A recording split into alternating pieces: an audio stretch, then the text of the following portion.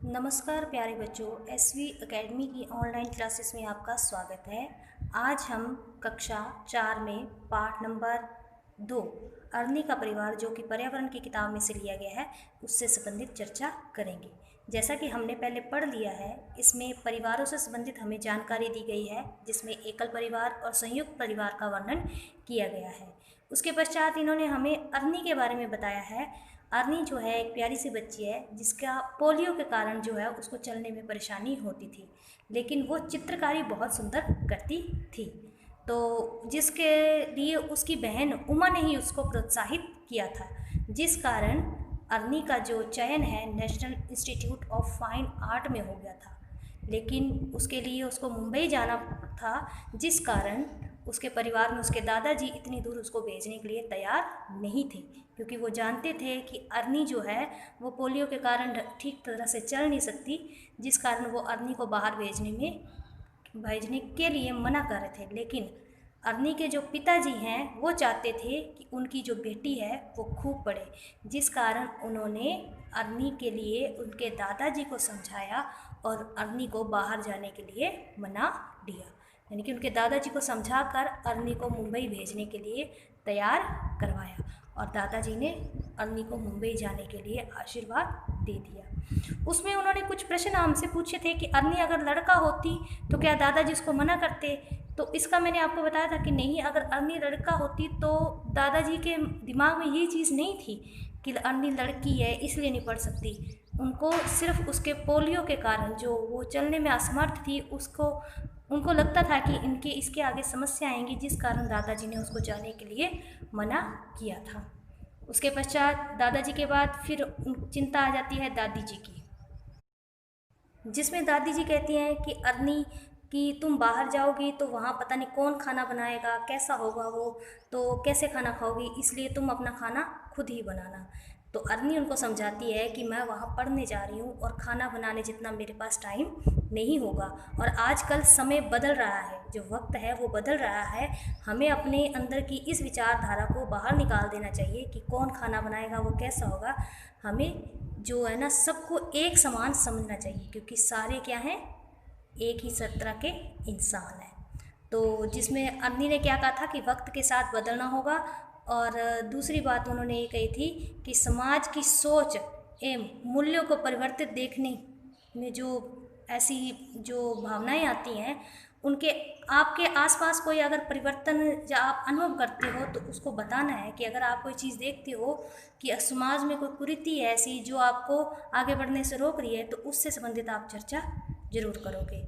तो इस पाठ में हमने अब तक क्या सीखा था कि छोटे परिवार को एकल परिवार कहते हैं, संयुक्त परिवार में दादा काका ताऊ आदि सदस्य साथ साथ रहते हैं, और सबसे बड़ी बात हमने ये सीखी कि बेटियों को भी पढ़ाना चाहिए, उन्हें भी आगे बढ़ने का मौका देना चाहिए, और परिवार में हमें अपने बड़े बुजुर्गों का सम्मान करना चाहिए। तो इसी से संबंधित आज हम कुछ प्रश्न ब्लैक बोर्ड पे करते हैं। चलो अपनी कॉपी निकालो और वो प्रश्न उत्तर लिखो। जैसा कि हमने पाठ में अरनी से संबंधित चर्चा की, उसी से संबंधित मैंने आपको कहा है कि मैं 3 प्रश्न करवाऊंगी, और इन 3 प्रश्नों में सबसे पहला प्रश्न आता है कि आप किन किन अवसरों पर अपने से बड़ों का आशीर्वाद लेते हैं। आप किन किन अवसरों पर जो आपके बड़े, आपके माता पिता हैं, चाचा चाची हैं, दादा दादी का आशीर्वाद लेते हैं। तो हम त्योहार, कोई भी त्योहार आएगा, दीपावली, दशहरा, होली, रक्षाबंधन, कोई भी त्योहार हो, त्योहार, जन्मदिन के अवसरों पर बड़ों का आशीर्वाद लेते हैं। वैसे तो बड़े बूढ़ों का आशीर्वाद लेने में कोई दिक्कत नहीं है, चाहे आप रोज लो, लेकिन इन्होंने अवसरों को पूछा है, तो अवसरों में आएगा त्योहार और जन्मदिन। इससे संबंधित कई बार क्या होता है कि हम अगर नौकरी नहीं मिल जाती है, हम घर से बाहर जाते हैं, तब भी अपने बड़े बूढ़ों का आशीर्वाद लेकर ही जाते हैं। तो आप किन किन अवसरों पर अपने से बड़ों का आशीर्वाद लेते हैं। हम त्योहार और जन्मदिन के अवसरों पर अपने से जो बड़े हैं उनका आशीर्वाद लेते हैं।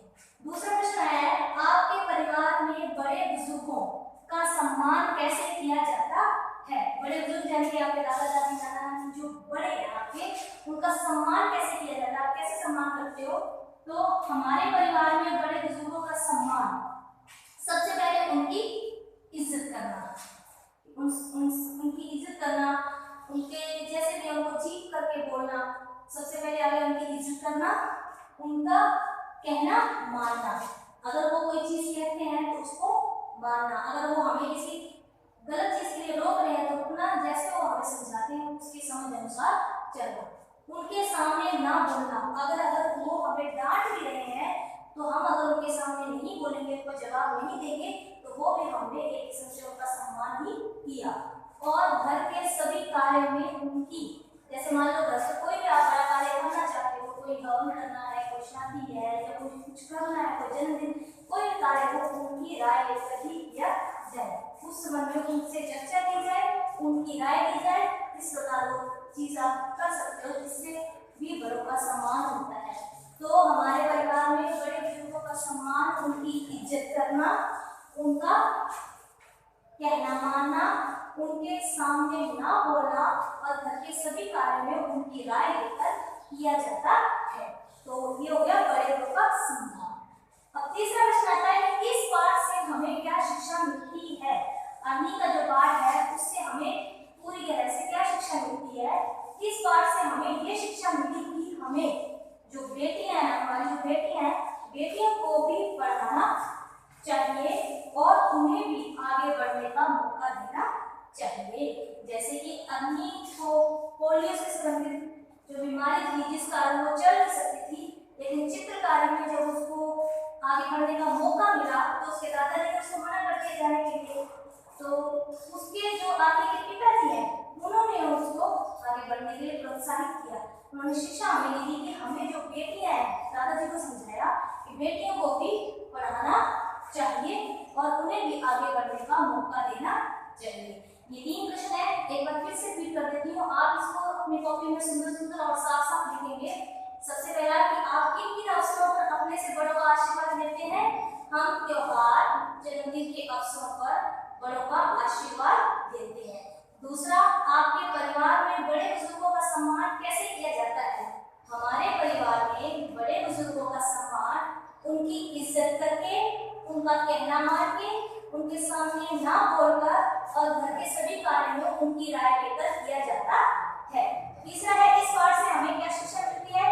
इस पाठ से हमें ये शिक्षा मिलती है कि हमें बेटियों को भी पढ़ाना चाहिए और उन्हें भी आगे बढ़ने का मौका देना चाहिए ताकि वो आगे बढ़ सके, उनको आगे बढ़ने का मौका मिले और वो भी अपनी जिंदगी में कामयाब हो सके। तो ये 3 प्रश्न आप कॉपी में साफ साफ और सुंदर सुंदर लिखोगे और इनको अच्छी तरह से याद करोगे। आज आपका ये पाठ यहीं पे खत्म होता है। अगले भाग में हम तीसरा पाठ शुरू करेंगे।